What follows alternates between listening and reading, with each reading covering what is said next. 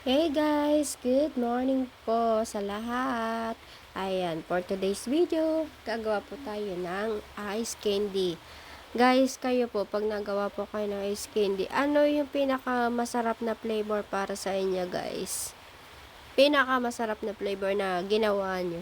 Kasi ako guys, ay gumawa nung nakaraan ng mangga. Ice candy, ang flavor ay mangga. Ang sarap guys.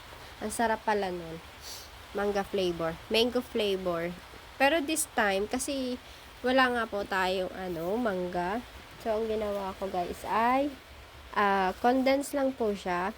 Condense, evap, at saka curly tops na chocolate. Ayan.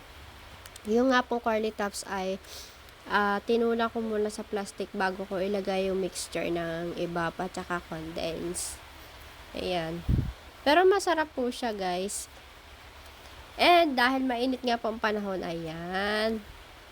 Tulong-tulong po tayo sa pagbibilad ng palay. Dahil nga po hapon na, baka lumatak na ng ulan na naman. Kaya ayan, tulong-tulong po tayo sa paglilikom ng palay. At ganyan nga po ang ginagawa sa sa sako. Para hindi siya matapon ng palay sa sako. Pandalas nga po tayo at baka mamay bumagsak na naman ng ulan. Ayan.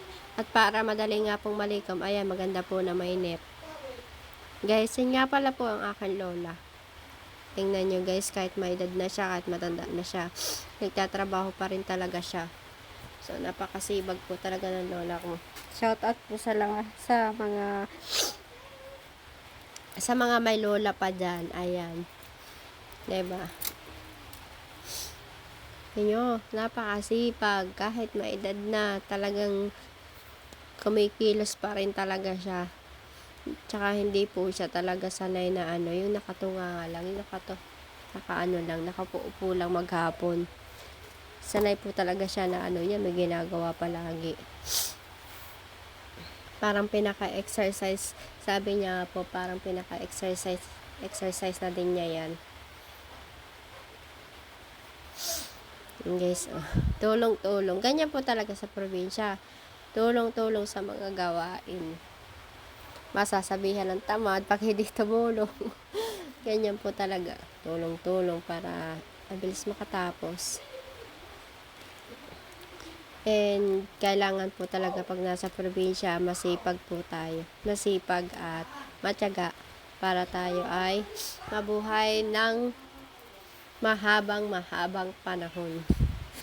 Kasi kung masipag po tayo, hindi po tayo magugutom. Katulad po nito, yung batang yan, ganyan po kami nung mga kabataan noon.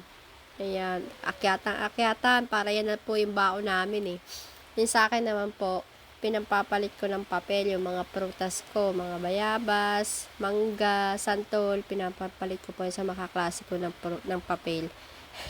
Ayan, natutuwa po ako sa batang yan. Bigla akong nakalaala yung mga gawain namin dati. Nakakatuwa pong balik-balikan din yung mga dating yung mga gawain ng mga kabataan dati.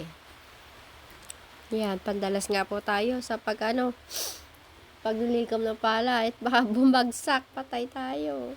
Yung natuyo na, tapos biglang babagsak ang ulan. Ako, kahirap. Kaya tulong-tulong po tayo. Hagya na nakainit, hagya na nakatuyo. Hagya na nakatuyo ng palay. Ganyan po dito sa probinsya. Ganyan po ang buhay dito sa probinsya.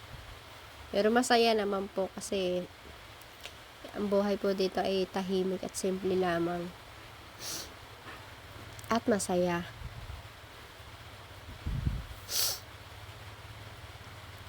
Guys, at alas 5 na nga po ng hapon, kaya kailangan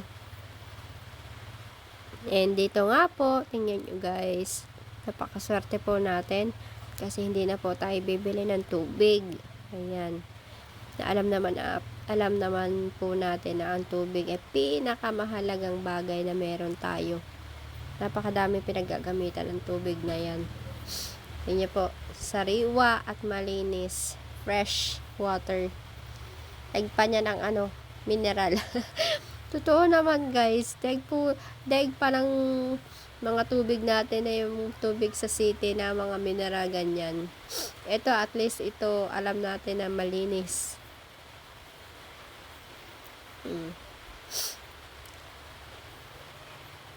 Kaya maganda po na napakalaking bagay, napakalaking tulong ang meron tayong tubig, sariling tubig sa probinsya.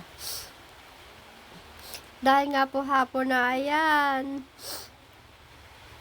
naalala ko po yung aking pusa. Ayun po, maliit na pusa po yan.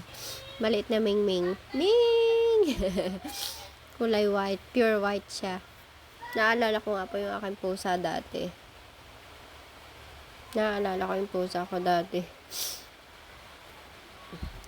Kaso natatakot po yung pusa na yan kasi bagong panganak po yan eh. Bagong panganak pa, natatakot siya sa akin. Napansin niyo po may piggery dyan. Dati po may baboy. Kaso nga po nung magkasakit na ang mga baboy, nung nagkaroon ng laganap na sakit ang mga baboy, nagkahalalin-lali na, ayan, kaya wala na pong nakakulong dyan na baboy. Puro kahit sa mga kapitbahay po, nagkamawala ng mga baboy. Na ngayon, mga chicken na lang po ang natira. Kasi mas maganda rin naman po ang chicken, alagaan, gawing negosyo kasi mas mabilis ibenta, mas mabilis alagaan, kumpara naman din sa baboy. Baboy, ang daming pagod, ang daming hirap bago pa maibenta, tapos tatamaan pa ng sakit, kaya ang hirap. Kaya mas maganda na nga rin po ang parang kung ako ang tatanong, mas maganda na lang alaga ng mga chicken, mga 45 days, o kaya po yung mga native. Yun, mas mabilis alagaan at mas mabilis maibenta. Tuntua po talaga ako sa pusang yan. Baby pa talaga siya. Pang natakot pa sa akin. Alright guys, and ito po yung for today's video natin. And tingin niyo po, yung walok nakain ng palay, natuka. Isa nga pala po itong ating pagluluto sa kahoy. Mas gusto ko po itong ganito na nagluluto sa kahoy kasi malaking tipid po yan. Sa halip na bibili po tayo ng gasol.